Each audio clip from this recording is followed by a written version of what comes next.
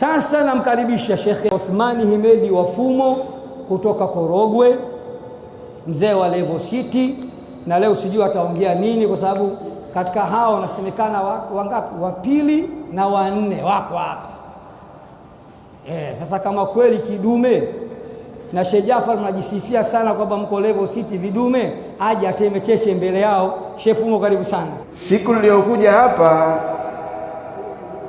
Sheikh Kishki alining'iniza. Kuning'iniza kwake alikuwa ananiuliza swali, katika wake zako wanne Aisha wako nani? Yaani unaompenda zaidi ni nani? Nakumbuka nilimjibu, Sheikh, hilo niulize pembeni, sio hapa, kwa sababu nikisema hapa kule nyumbani wanasikia, utakuwa umeniharibia.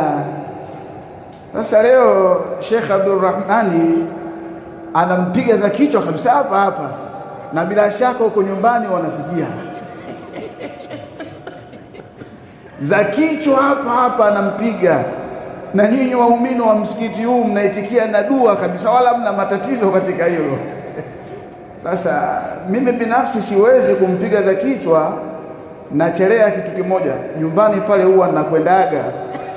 Sasa nisije nikakosa kupata ikramu kule, wewe ndio umesababisha haya. Mimi haya siyaweze, na wewe Sheikh Jafar Abdurrahman bado namchomekea. Leo nataka nimalize. Nasemaje? Mtu akiwa na mke zaidi ya mmoja, lazima mmoja atakuwa amemshika kweli kweli, ile moyo umeshikwa na mmoja. Tukasema hata katika vitabu vya sira vinaonyesha kipenzi cha Mtume Muhammad sallallahu alaihi wasallam namba moja alikuwa Bi Khadija. Baada ya kufariki Khadija, katika wale 9, Bi Aisha ndo alikuwa namba moja. Mnamuuliza tena, Aisha wako nani? Wako juu nasikia. Watukufu wa Islamu, mimi nakubaliana na yeye, ni sahihi, ni kweli.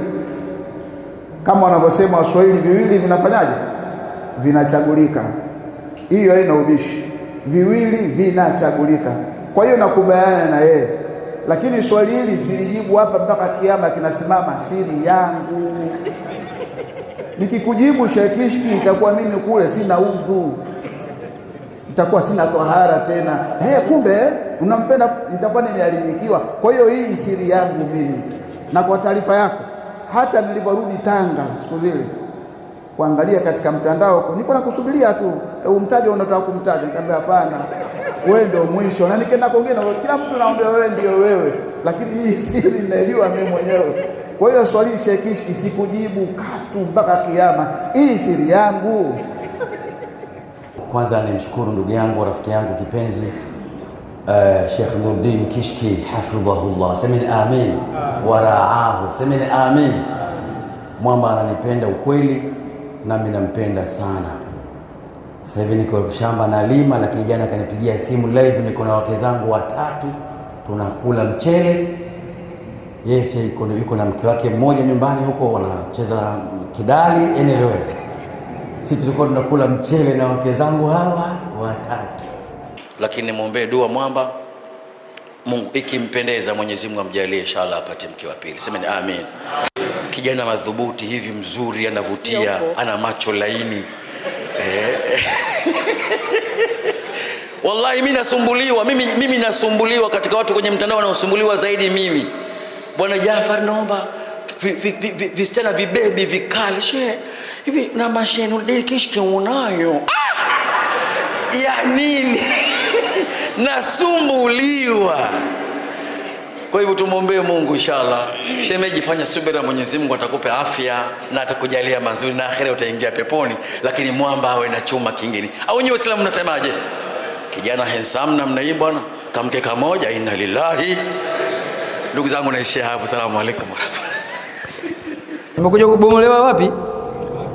Nyumbani kwangu. Kwa taarifa yenu, na baba mkwe wangu yuko humo ndani.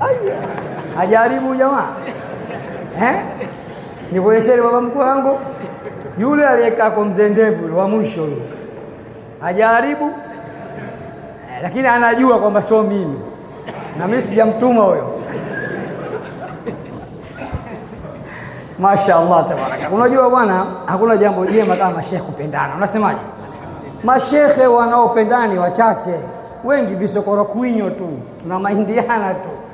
Wallahi mtihani sana. Jafar ni katika mashekhe vijana ambao tuko nao, tunashirikiana kwenye mengi, na ni rafiki yangu na anapenda sana kunibomoa kama ulivyoona, lakini alhamdulillah ni mapenzi hayo. Kishki TV, nuru ya dini yako.